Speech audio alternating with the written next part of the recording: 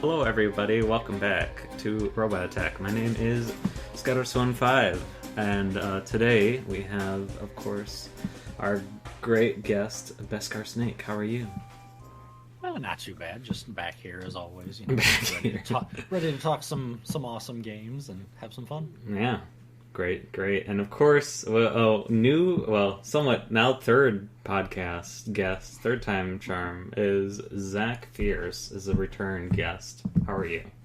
Hey guys, glad to be here, doing all right today. Yeah, thank you for your time again, and I'm sorry about the long schedule, trying to schedule everyone. It's hard to schedule 3 people at once, but here we are, we're here. So I appreciate your time. Again, is awesome. So quickly, I'll make the same joke as I did last time. 3 words, a 3-word, 3 games that you played last time. Well, generally lately. Let's just go with that. Go. Okay. What have I been playing lately? You want to go, Beskar? Oh, sure. I finally finished Final Fantasy 16.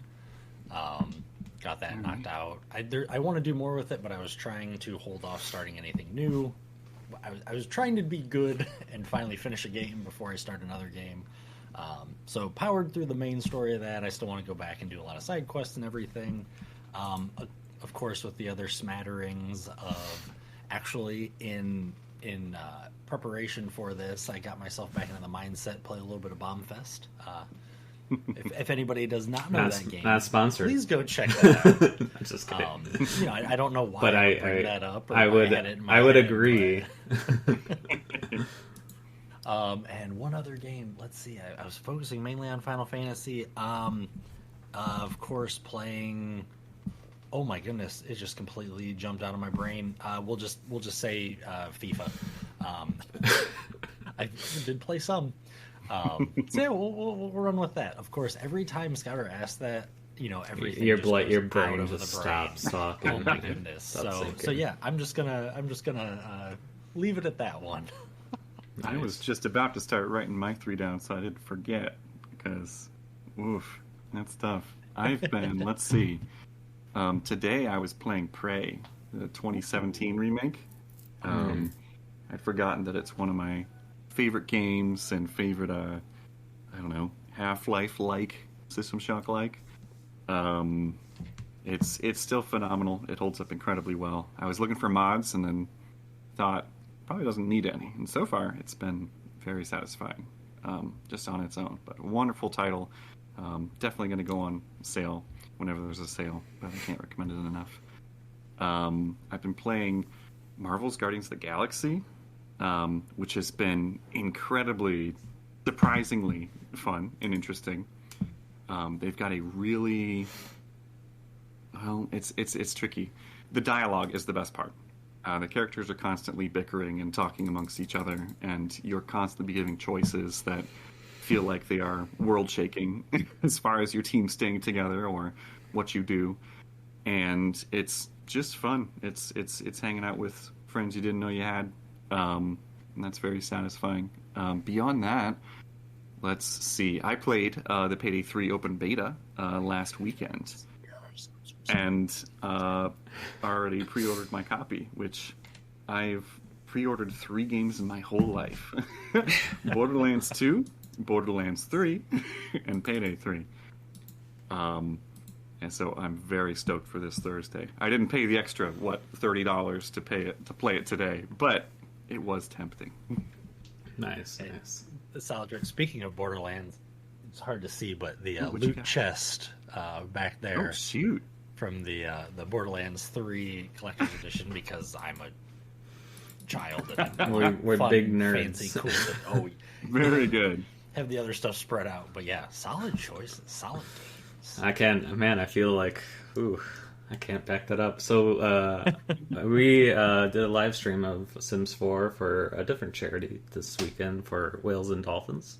Awesome. We raised 152, which is, I'm pretty happy with that, honestly. And the team was super supportive, so kudos to them as well. They're from, I think, the UK, and they came, we streamed at 12, but they came, even though it was 7 for them, but still.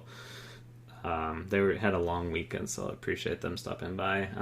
Of course, we've been playing, actually, I think I mentioned this last time, but we've been playing Texas Chainsaw Massacre, which is a Dead by Daylight kind of spoof, but strictly Texas Chainsaw. So you get to either play as the family or victims, and just you only get one chance of killing them, and whoever wins kind of thing.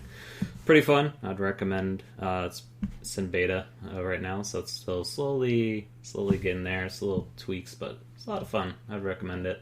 I did play a Star Wars Rogue, so I will mention that for you, Beskar Snake. Or is it Star Wars?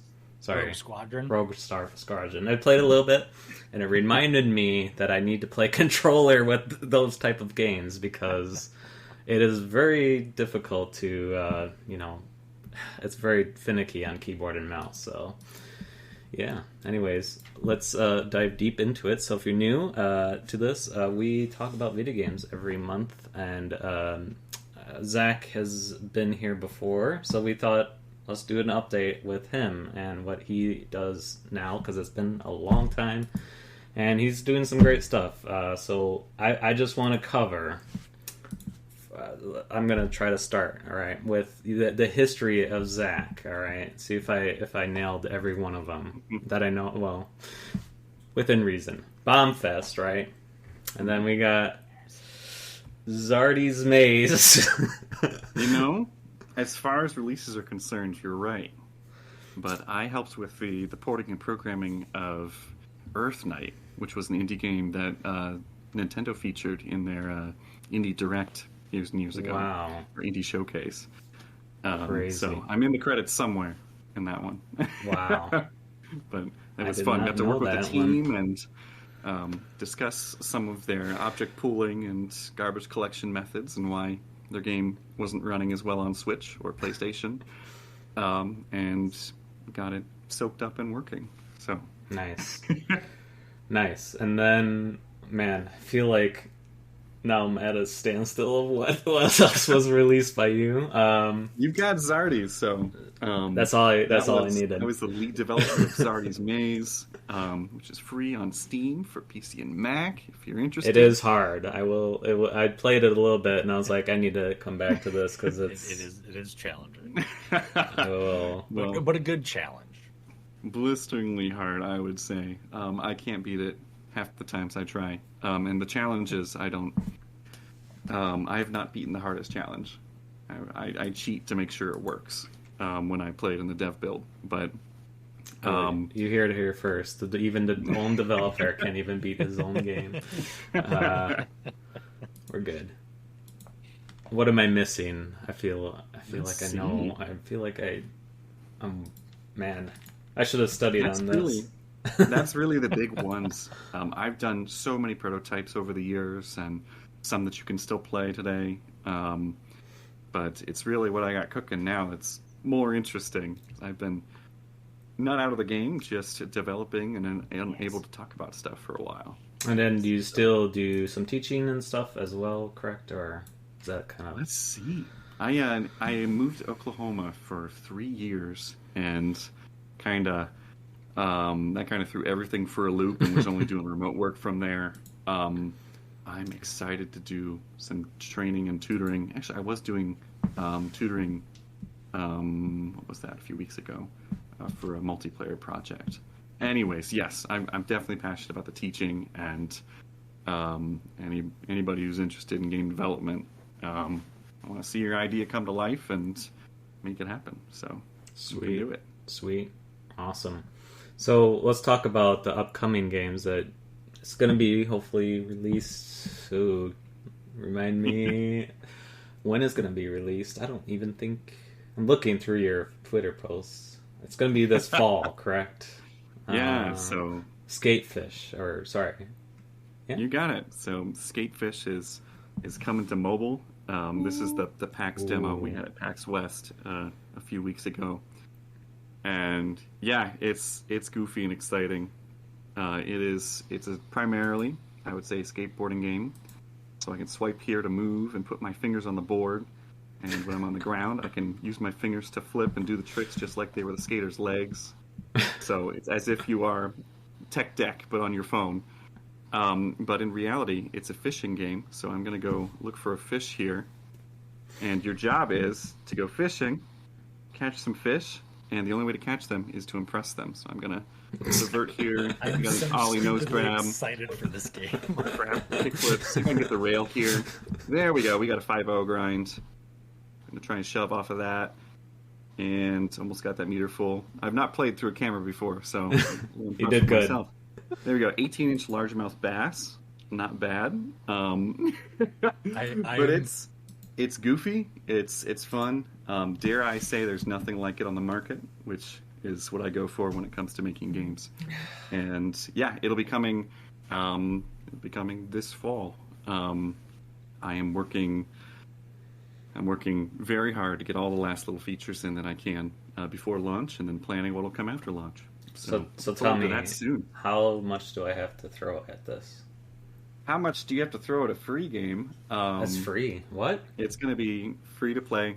My goal with the monetization is you can watch an ad, get a small to save some time. You can, if you really for some reason want to, drop $1, or right now I've planned a buyout. And all the monetization here is definitely up in the air, so take it with a grain of salt if it's changed when it comes out. But I love. It's a single-player game, but it's still not a pay-to-win game. It's a pay-to-save a little time, but even then, you can just watch an ad and get the similar effect. So, yeah, Nice. you'll be able to pick it up, you'll be able to skate, fish, and do it for free. Tell your friends, and if you really like it, drop a little cash on an in-app, and it would mean a lot. So, look forward to that soon. I'm excited. I just want to say really quick. First of all, I've been watching you post about this and everything, and it is the fact that you even said tech deck just a second ago and just had that Fingerboard. explosion. I mean fingerboard, right? Explosion in the back of the nostalgia of, everybody that I knew had one. Nobody could do anything with it. Are you kidding me? I don't have nobody did the commercials. Get out of here with that. That was on strings or something. Right. But even just seeing you playing it now and just seeing that fluidity and just kind of the way that in your brain you thought you were with the tech deck, but now you can actually see that in real time digitally. Exactly. And you're catching a fish. Come on, get out of here. That's incredible. And again, such a unique idea. Going back really quick, I know I'm going way off topic here, as we always do. But with Final Fantasy 15, some of the most fun I had in that game was the fishing for no reason at all. Sure. So just to take something like, I grew up playing Tony Hawk's Pro Skater and things like that. So to add that in with a fishing mechanic, and I don't even fish in real life, and just the thought that, you know what, I want to catch all these fish, like you said, unlike anything that I can even imagine and just process in my head of, oh, that's an idea that I had as a kid. No, I didn't. Absolutely not. Okay, I'll stop gushing for a second. But yeah, I definitely had that passion and grew up with Tony Hawk's. Let's see, I had up to Underground, which I've been told is the right place to stop. Yes. Agreed. And Agreed. I spent a lot of time in the level editor and making goofy rail racetracks where you pick a rail and you try not to fall off as you go around the figure eight. But yeah, the fishing and for some reason it's so visceral in games and it is so relaxing and satisfying. And I had the harebrained idea of, how can I combine these two? So you put a path around a pond or on the side of a reservoir like that I was showing you there. That's the newest one. And you go swimming, at least.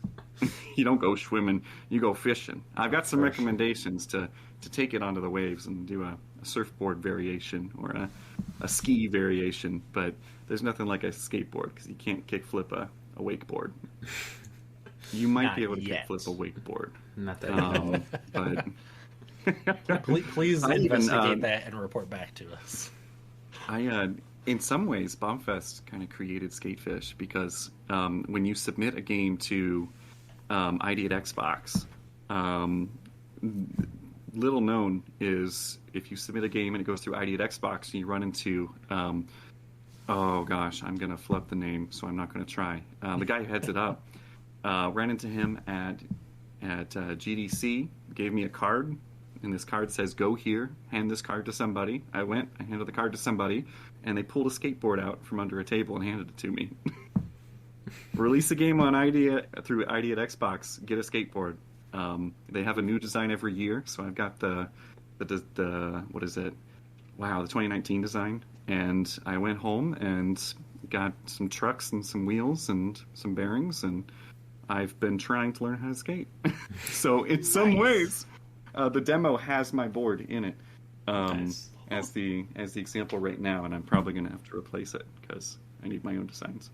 But yeah, in some ways, Bombfest led to this goofy idea coming next. That's awesome. Who knew? I'm just waiting for Zardy's Maze to be incorporated somehow then. Oh gosh, tough to run away from Pumpkin Jack when you can only stick to a line. Trip over a corn cob or something, and Oh man, So- Go So, ahead. sorry, I will say, so what is the protocol with so I've been watching you stream for, I don't know, since we met, honestly, about, I honestly couldn't remember now, of you developing this castle archery game. So what's the word on that?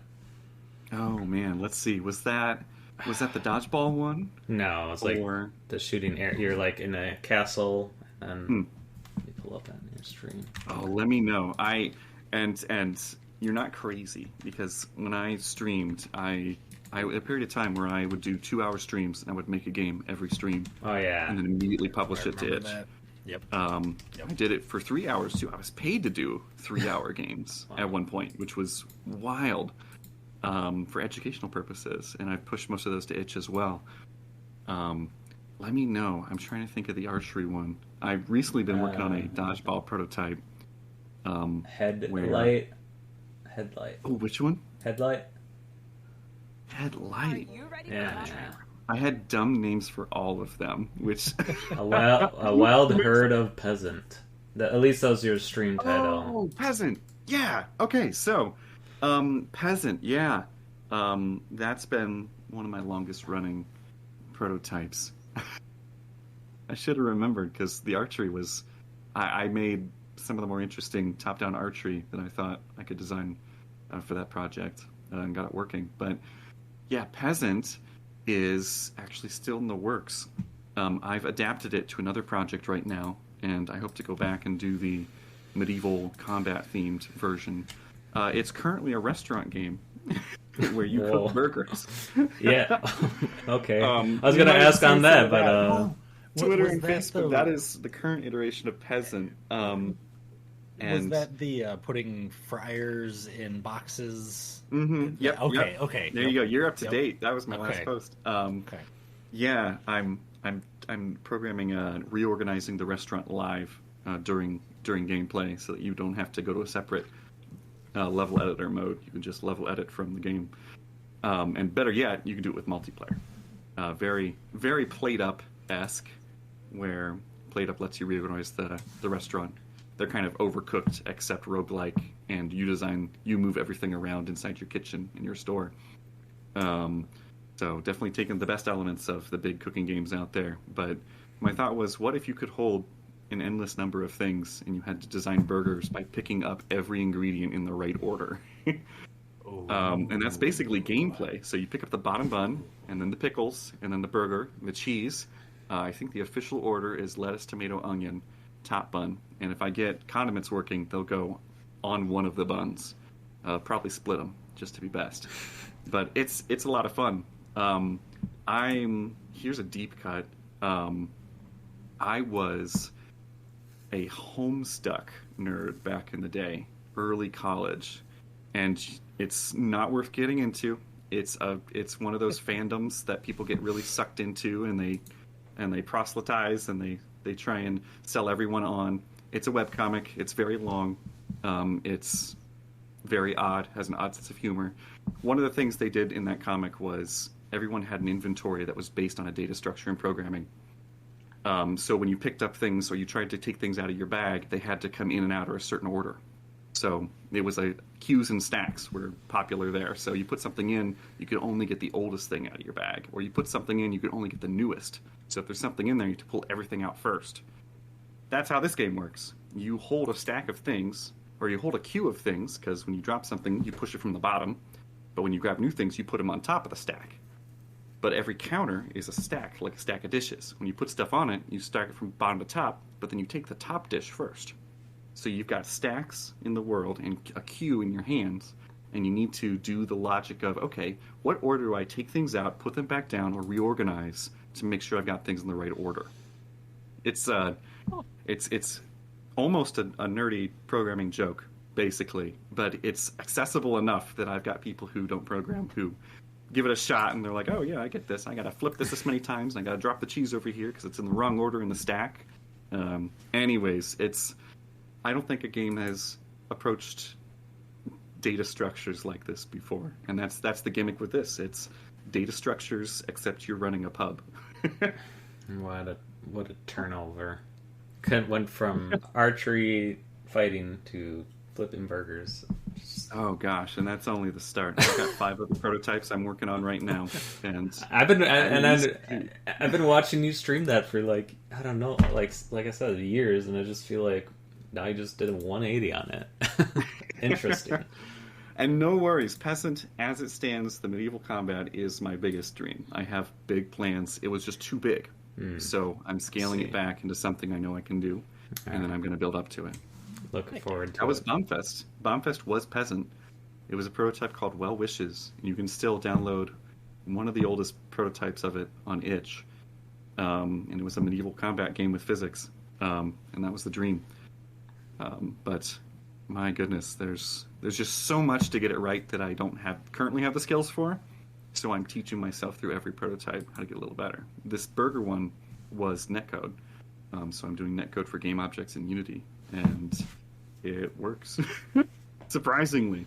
Netcode shouldn't come this easily. But so far it's come easily to me, which is a huge blessing. Get out of here. You know what you're doing. Regardless, come this easily. Get on. Everything from here on out, my goal is to make it online multiplayer. And the burger one already is, so we'll go from there. Nice. All right, cool. Can I push somebody else's stack over and make them reorganize everything? Or throw something at a stack and it ends up randomly inside somewhere. Oh, that could lead to some fights shuffling between me and Scouter. He just jams something into mine. I push all of his dishes off the counter, so he's got to restack them. And just ask him, just throwing it out there. It's co-optional, right? It's not cooperative. It's co-optional. Yes. Nice. So I want to talk a little bit about what now it's the first mobile game that I know of. So how does that, like, I can't even wrap my head around how you would put that on mobile and the amount of information. Like, so it's just like talk to me like talk to me like I'm 5. How would I do that? And also I heard it's easier to do it on mobile than like on Steam and stuff anyway, but you could tell. Ooh. Is it? Let's see. Anyways. I'll tell you the biggest differences. Yeah. The big two I think of is monetization and input. Mm-hmm. When it comes to input, these days a lot of games support USB controllers, so you can just plug in. You can sync up your Xbox controller, maybe your DualSense even. I've heard rumors of Switch controllers, half Joy-Cons working too, but I have yet to see that. Input is a unique challenge when it comes to games, usually using keyboard, mouse, controller. Now you've got touch. And you can a lot of games will try and replicate a controller input. They'll have a virtual joystick, virtual buttons, and okay, that's fine, but they don't give you the feedback that a button would. When you're looking for the A button on a GameCube controller, you know it's the big one, and you know it's right under your thumb, and the B, you just gotta slide a little bit to the left to hit. When you're on a phone, if you're not looking, you can't find the button. Especially if you're playing multiple games that have slightly different layouts. I call me old, but that's where I struggle with mobile games. Is we're trying to recreate something that we can't make on a flat touchscreen. So my thought is, okay, what is a touchscreen good at? Taps and swipes and dragging and precision with those things. So Skatefish goes hard into touch input. I wrote a touch input wrapper on Uni's wrapper because its wrapper didn't do enough. So I've got swipe support, I've got drag, positional dragging, and other detection, so I can make Skatefish feel as much like a tech deck as I can. And you're not going to do that on anything else. Like, people have asked, hey, is this coming to PC? Is this coming to Switch? And I have to tell them, I can't. Those devices were not built with multi-touch in mind. The one thing, actually, I just made a one-finger touch mode for the game, which will be available at release. So we could do PC, potentially, if you used a mouse. It's not fun, but that's how I test it when I test it in Editor. The only other option we've thought is maybe I'll release the first Steam game that's exclusive to the Steam Deck that can't be played on PC because of the two little haptic pads. Please do. I could have those be each of the feet. That. So yes. I've got some ideas, and they're not all good. But touch input is the key with mobile, and making good use of it that takes advantage of the hardware without trying to replicate something that doesn't feel half as good, I think is key. Just like any device, just like VR. We haven't found the best way to play VR yet. But when we play shooters, it's mouse WASD, right? Or it's the two stick controls. It's no more of this you turn with A and D and you can't aim up and down like the original, that was Doom, right? I'm thinking Quake. Regardless, it was Doom. we've created this kind of standardization of PC, and there's always going to be variants, people trying new things. We don't have it for VR, and for mobile, we're trying really hard to avoid it. But we got to take advantage of the interface and get the most out of it versus trying to replicate things that'll never be as good. So that's one. If you've got thoughts before I go on the monetization rant. It's fine. Go. So monetization is the other thing. Most mobile games are free. And if they aren't free, they're usually $1 or they're Final Fantasy VII and they're $14. Yeah, they are. Which is bonkers to me that you could sell a game for more than $2 on an app store, but they do. Let's see, I have paid for, I think, a $7 mobile game before, and it was worth it. It's still on my phone even. Actually, I've done that twice. Yeah, and those aren't even... Anyways, regardless, monetization's weird because people don't want to download a game and be asked for $10 or anything. And you've got to think about how monetization fits in your gameplay, because unlike a premium game where you buy it, you've got it, or a subscription service where you're paying for the subscription, you get the benefits, how do you do something where payment can be sporadic or random or not at all and still expect to make some money? Which, unfortunately, we have to make money from our games so that we can keep making them, which is the sad truth of it. So opt-in ads is huge. Having a game where a player can choose to watch an ad, you say, hey, here's your reward. Would you like 50% more? Watch an ad and support me. I love it. I opt in every time because I'm like, ooh, I'm helping the developer and I'm getting a benefit. And it doesn't feel like cheating. That's key too. But monetization is such a struggle. I've been going back and forth on Skatefish. Right now, my idea is, okay, this will save you, I don't know, X amount of time, less than a day, like an hour, maybe a few hours, but it's not going to push you ahead of someone else who's not waiting who's waiting to play the same thing. For example, maybe the fish spawn over time. Maybe a pond fills up with 6 fish, you catch all 6, you wait 30 minutes for one to spawn, or you watch an ad and it spawns one immediately. That seems fair to me, and it's, for a free game, the fact that you get to play it all is pretty fair, more than fair. But it is such a struggle to find something that feels good, one, in your heart, and two, for the people who will be playing your game and don't want to feel like, oh, well, I'm not experiencing the game until I drop $5 or buy the season pass deal, or oh, my friends are going to get ahead of me and they're gonna whoop me next time we play and it's going to suck. You want them to feel like, oh, I'm doing this because I enjoy the game, I'm supporting the developer, or, oh, I've got $1 to spare. Let's get this little XP boost or whatever. And, you know, I'll enjoy it because I've got the income or just $1 hanging around. I've done enough Google surveys in the Google Rewards app to get the free money. I've got $9 in Google Rewards right now. I've been doing a lot of surveys, and I'm gonna use it to like rent a movie or something. But if not, I'll use it to buy one of the less ridiculous bundles in Marvel Snap. Maybe they're all ridiculous. There's another conversation. Yeah. The bundles all suck. Don't buy them. Play the game. It's fun though. I haven't spent a cent on that game, but I've put way too many hours into it. We won't get into that. Love it. I haven't done my dailies today. But yeah, monetization and touch input are the two biggest things. Screen probably comes into play. I design mobile games for vertical when I can because it feels better to hold your phone that way. And it adds accessibility. If you can play one-handed, all of a sudden you don't require two hands to play something, that's an accessibility feature. And honestly, I'd rather play a game with one hand than commit two hands and feel like anything else I'm doing in my life is a distraction or a nuisance. But yeah, I guess that's 3 quick hits, 2 slow hits, 1 quick hit on mobile development and what kind of sets it apart from other platforms. Wow. Yeah, I never thought of that way. That's interesting. Amazing. Wow, right? Crazy. I think Beskar Snake, I believe, is now your turn, if you don't mind. I don't have any questions. No, I'm just kidding. I was like, sent you them, sir. So, you know, you're talking about developing and everything.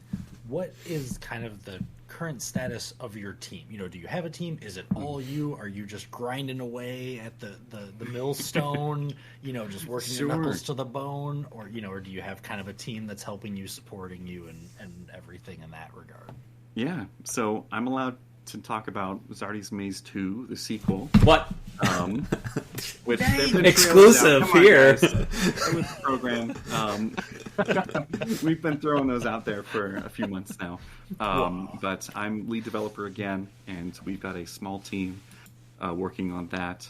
I'm not producing it. I didn't produce the first one, so I'm working under a team. But I've been able to offer a lot of design input and feel like it's as much my baby as everybody else's. And that's been great. It's honestly, small teams I find are the best when you can talk with anybody at the drop of a pin and get help or pass an idea along. For Skatefish, there's 2 tiers of teams I work with. I'm working directly with one other team member for the art right now, who's designing all the fish. I'm not I can't remember where we're at with disclosing that, so I'm not going to disclose their name at this time, but I'll have to double check with them. Yeah, doing incredible art for the character and the fish, and like they really pop, and I can't do that level of art, so it was necessary. On the other level, I'm working with Whitethorn like I did for Bombfest. Whitethorn. Wow. Bombfest was released under Whitethorn Digital, who's now Whitethorn Games, and they'll be releasing. Bombfest was the first game chronologically Whitethorn released, and this will be their first mobile-first game they'll be releasing. Nice. So once again, I am helping them break new ground and being the guinea pig to their pipeline of development and release. So. I'm more than honored to do the hard stuff and help answer some tough questions with them. But they're providing all sorts of marketing, accessibility, testing, and some engineer help with porting. I've been told there's an iOS version. I haven't seen it myself, but so far reports have been good, which is very fun because as an Android guy, I want to make sure I can meet both markets, even if iPhone is the less popular one. Fantastic. I believe our last podcast we had, I believe you said, you know, your team ended after Bombfest. So I guess like how do they, I guess, contact you again, or like to be like, hey, can we get you back again? Or it's an interesting thing. When I've been, in some ways, my company, which goes by Sudden Event, is just me. I've never hired anybody to Sudden Event. I've only contracted people out for work. And I've really never considered expanding it. But as far as doing works on projects, I think of it like making movies. When you start to spin up a movie, you look into your contacts, you pull up your Rolodex, and you pick your top names, and you pull in some old people, pull in some new people. When it's done, either there's a sequel planned, and you're already filming it, or you part ways. And who knows, when you spin up the next one, maybe that's what you need. I worked with a incredible 3D artist, Marissa Hike, for Bombfest, and she did fantastic work and was good to work with. And when I started up Skatefish, I realized, okay, I don't have a 3D need for this, but I have a 2D need. So I went out and looked for a 2D artist. And yeah, I see it as, for this project, what team do I need to accomplish this goal? And when this one's done, we'll see what comes next and what it'll need, and then we'll see who I reach out to. But yeah, less so of this is my development company of this small group of people, and more so, okay, here's the project. Who do we need to make this done? Who are the star players? And just recruiting that dream team to get it done. Nice. If you ever need testers, I'm just ask. I appreciate it. So you kind of touched on this a lot with just how ideas sort of flow in your head and how they kind of morph over time. What is, sort of in a nutshell, your approach to maintaining an audience? Like you said, putting Skatefish out there. There's nothing out there like that. I can't look for skating, fishing, whatever game. Obviously, right. that's going to get a hold of some people's attention, hopefully a lot of people. But yeah, kind of what is your approach to sort of maintaining an audience, even if, long after your development hand is in it and it's done? How do you kind of approach to keep people engaged? Yeah, I'd say there's two halves to that, and that's pre-release and post-release. As far as pre-release, it is incredibly difficult, especially for me. I love going on podcasts, talking about things with people, but I hate being in front of large audiences. So putting myself out there is horrible. If anybody gets bored, look up the Varial Kickflip video for Skatefish I recorded. That is my manic energy of, I hate doing this, but I have to. Let's at least make it entertaining. More so in the audio than in the video, because they all look the same. But it's just me being upset that that's the 7th video I produced in that same day for the game. Yeah, it's pre-release is incredibly difficult, especially with how saturated the market is these days. My biggest advice is get in front of people whenever you can. Don't turn down opportunities. If there's a chance that someone will do you well, that no one will edit this interview to take my words out of context. I don't have time for that, Zach. Horrible. and I don't have the skills for it.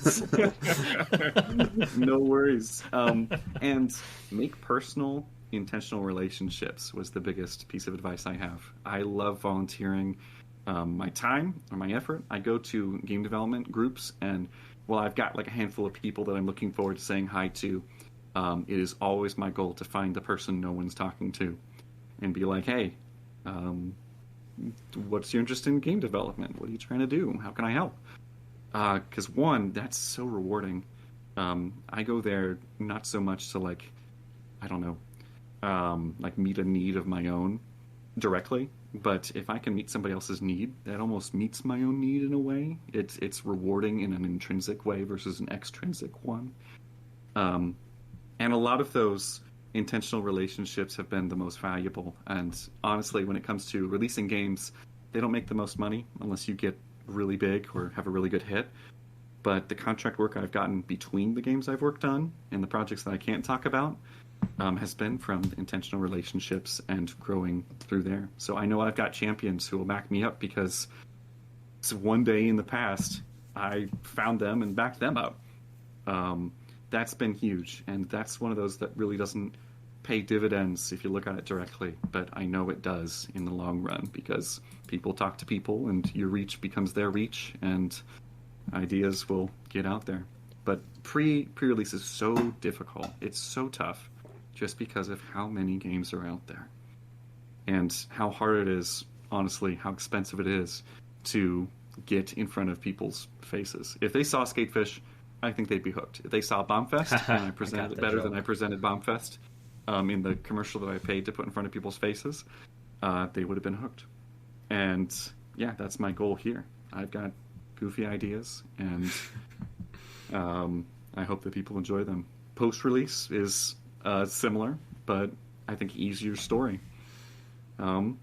People are going to like your game. It might be 5, it might be 5,000, but interact with them directly. Answer their questions to the best of your ability. Be honest at all times.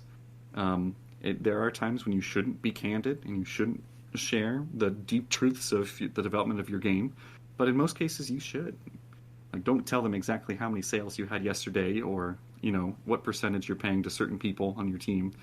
But unless you deem that valuable in the moment and you're okay with the people who also may want to protect that information are okay with you sharing it.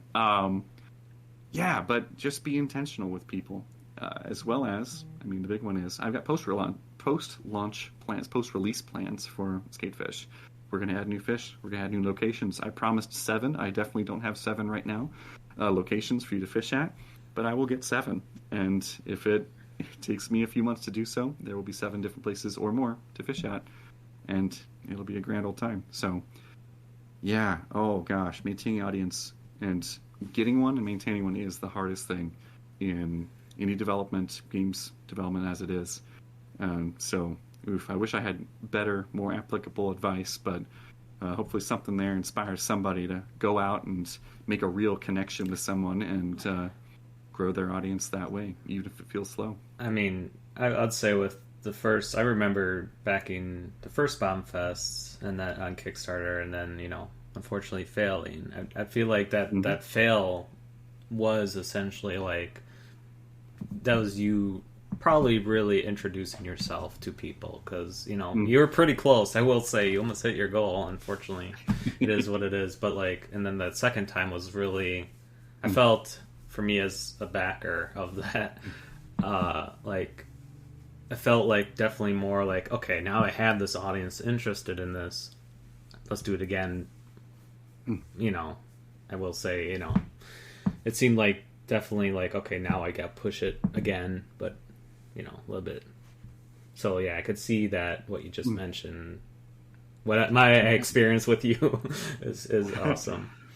I'm sure I talked about Kickstarter last time, but the Cliff Notes from that was super valuable for me. It showed me how many people I could reach directly. Right. That number was friends, family, and fools. We are the fools. Just kidding. No. There were some oddballs in there that I didn't know that donated a lot. And I'm not going to say that they were fools. That's just how the quote goes, friends, family, and fools. No, when you're looking for funding, you look for the 3 Fs. But it really showed me what my personal reach was and what following I had that was passionate about it. There are people there who backed it that I know have not played it. Not because they didn't like it, but because they're like, I want to support a cool idea that you're doing, even if I don't play video games. So that's pretty cool. Right. Great. No, cool. That's I first off, real quick, I'm a huge fan of puns, and I don't know if they were intentional or not, but I appreciated hook, real, and goofy. That was awesome because they were so smooth. Like I said, I don't know if they were planned or not. I did call it out when I'm in front of people. I did call it out. I try to be real. I love it. I always love a good pun, and when you nail 3 from the Skatefish, I'm even more sold on the game already. Oh, I've spent those now. I'm gonna have to think of some more. I'll have to switch it up. So no, keep thinking. They're solid. Just keep. You can run with those, and you can have some more if you want. All right, as long as they're not boneless. All right. All right, now it's a stretch. Okay. So also, you briefly mentioned Zardy's Maze 2, and some other projects that are kind of rolling around your brain. is there any inside scoop that even if no names, even if no nothing, are there some other ideas that you have that you're allowed to mention that you want to mention, for post Skatefish? Obviously you're working on Skatefish, getting that ready, polished, and you mentioned the post release for that. But are there any other little, fun projects in the works that we can look forward to? I keep thousands of notes in Google Keep, and I have 6 right now that are painted red near the top of the list because they're my 6 most promising prototypes. I'll give you a couple here. Let's see.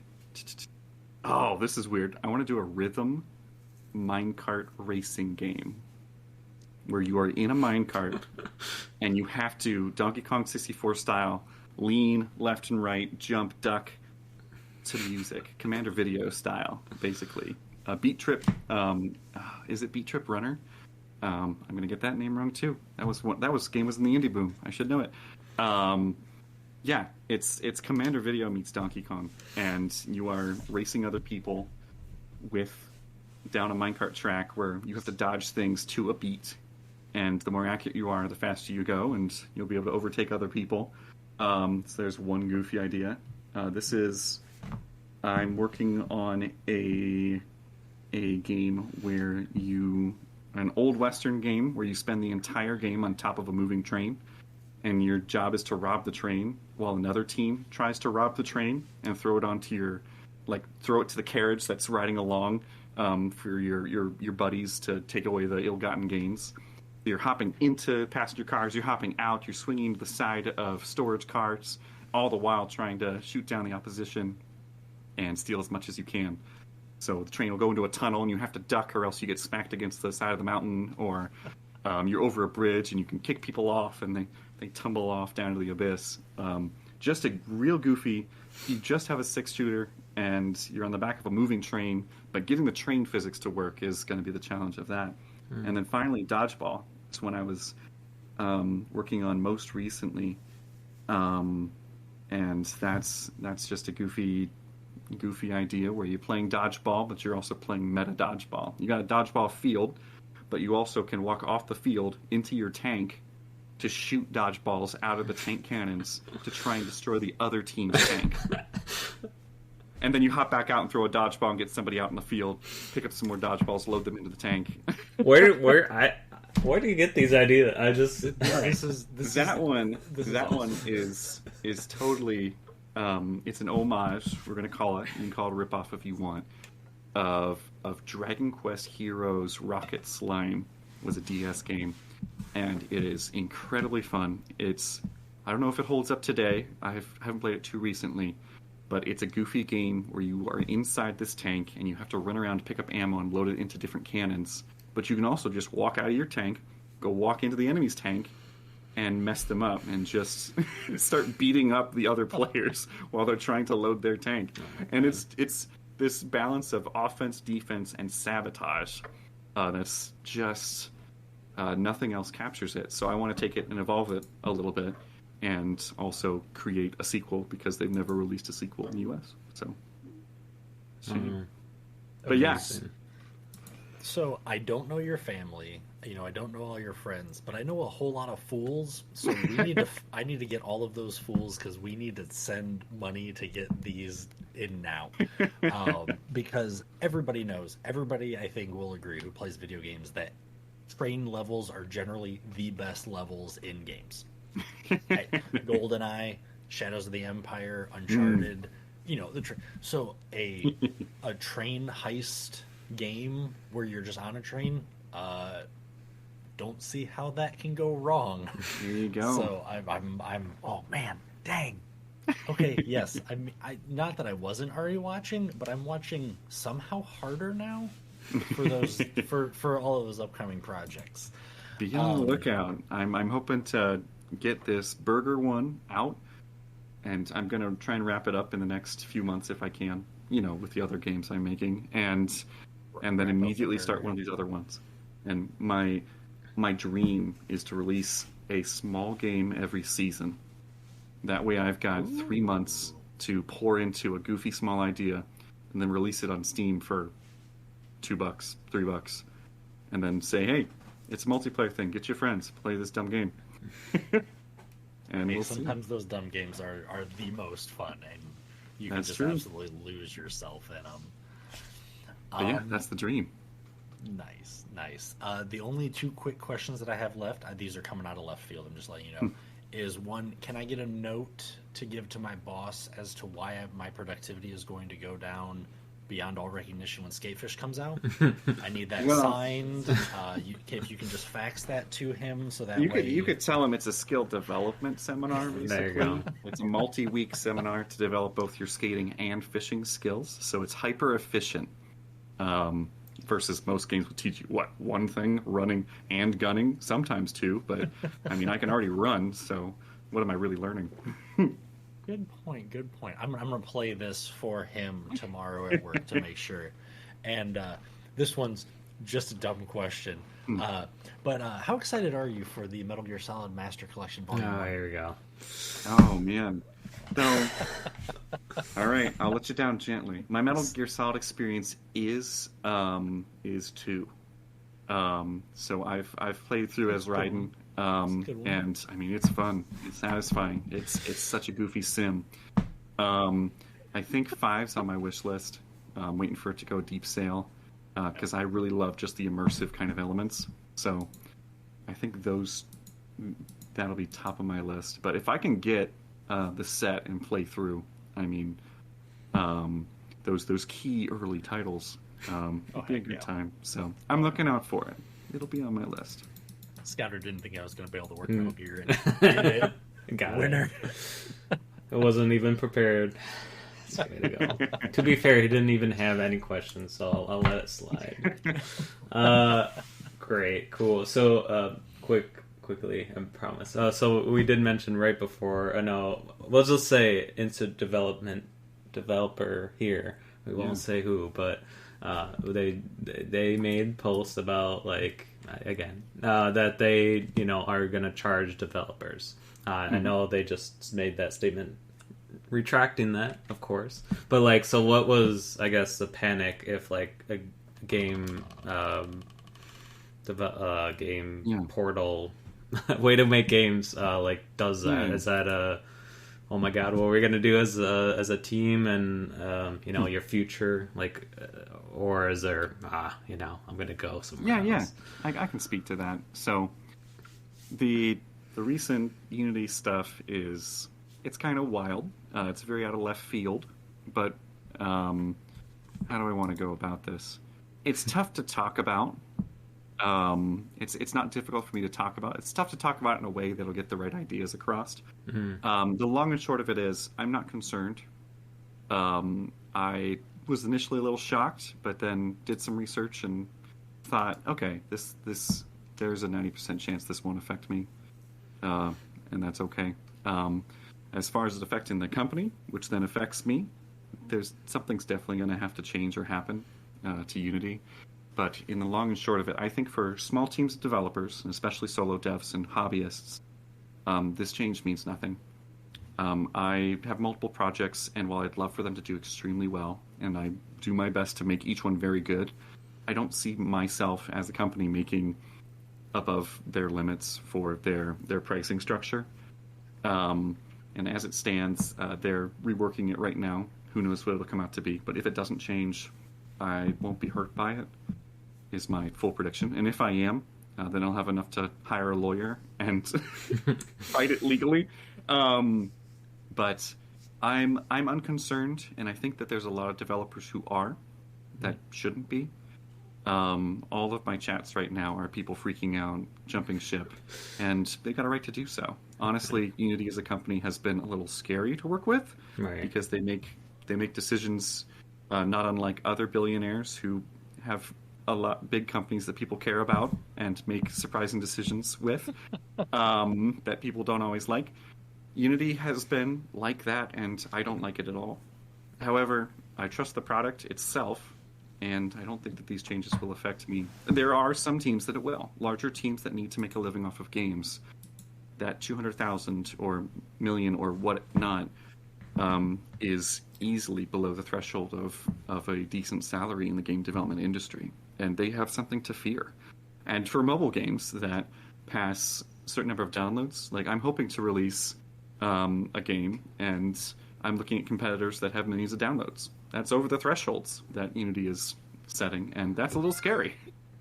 But I feel confident in a few things. I have enough business sense to think that there's something else at play here. So here's wild speculation theory time that helps me sleep at night. The wild speculation theory is Unity's stock is falling. Favor has definitely fallen out with the president and is falling out with the company right now especially, but has been for a little while now. I think they want to buy out. I think they want someone to buy them. And you want to know a great way to get someone to buy your company? Offer them a price and then give them a bill that's higher than that price for all of your games that you're selling through Games Pass or PS Plus or other such bundled deals, because their agreement specifies that the distributor is going to have to pay the fees. So Microsoft is going to get hit by, who knows, hundreds of thousands to millions of dollars per Unity game on Xbox Game Pass. And then Unity's going to say, hey, pay this, or maybe you could just buy us. That's my wild speculation theory that helps me sleep at night. I'm not saying it's true. I'm not saying that there's strong evidence otherwise, but the way that they word it and the fact that they're slipping in this way, they would really benefit from it politically. So part of me is like, oh, this is just political. I don't know that for certain. This is all hearsay. Take it with a grain of salt. Don't hold it to me if it doesn't happen, but do if it does. Yeah, so I'm unconcerned, but the big companies that are already selling hundreds of thousands, millions of copies and have made that much, the Among Us, the Cult of the Lamb, so on and so forth, that sucks. These are good games doing very well that didn't agree to this when they made their game, and yet it's going to apply to them. It just goes to show most end-user license agreements, EULAs, state that they can change at any time after you agree to them. And here we have Unity making good on that, but any company can. And that's, I don't know, that's kind of existentially scary. At the same time, there's checks and balances. Microsoft can't just buy them out, or Sony could, or Nintendo, or Apple for Apple Arcade, which works similarly, I should say. And if Unity goes bankrupt, which is the other way this could end, someone could buy them for cheaper then and see the value of it. And anyways, it's going to get ugly before it's over, to quote Dr. Magnuson from Half-Life 2 Episode 2. But I think we're going to be okay. And if we're not, I've got my Unity install that I can launch without Unity Hub, and I can make games with the latest version, bugs and all. And even if that's not true, I have a perpetual Unity 5 license, and I hate Unity 5, but I can use it, and I can keep making games, or learn Unreal, or learn Godot, or any of those other small engines. So games will continue, hopefully with Unity, and hopefully with far, far better management. Fantastic. What a great way to end this. Thank you again. Thank you. I know we're running on time, so I really appreciate, again, you coming back and doing this. It means a lot, and always great to hear from you, of course, and what you do. Man, I feel like I've seen everything of yours, and so it's cool to actually talk to you, and thank you so much for your time. So I will. How do people find you? Yeah, I hate all social media. Yeah. But you can find me on the social media formerly known as Twitter. Interesting, that got tied back in. If you hear, I'll throw this out here. If you know me personally, because there's a number of people who know me personally, you can find me on Facebook. But Twitter is probably the easiest. I update my website, zachfierce.com. With whatever I'm working on, and I've been thinking about other ways I can use that site. But if you want to stay up to date, those are really the two best ways. You'll catch my updates there, and you can reach out anytime. Twitter, Discord. Discord changed their username stuff recently, but I'm Zach Fierce on there. Okay, send me a tweet. DM me on send me an X on Twitter.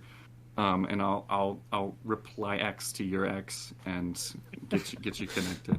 But feel free to reach out to me swearing anytime. so much. I need a little beeper buzzer I can press anytime. Now I got all this editing to do. Great. See, this is that part I need to edit now. Twitter. No, just kidding. I was saying swears during those. No, yeah. Awesome. Hit me up. Talk games to me. If you're interested in making your own games, you don't know where to start, talk to me. I will get you in the right direction. I will answer your questions. I've even been toying with doing like tutoring sessions and counseling sessions.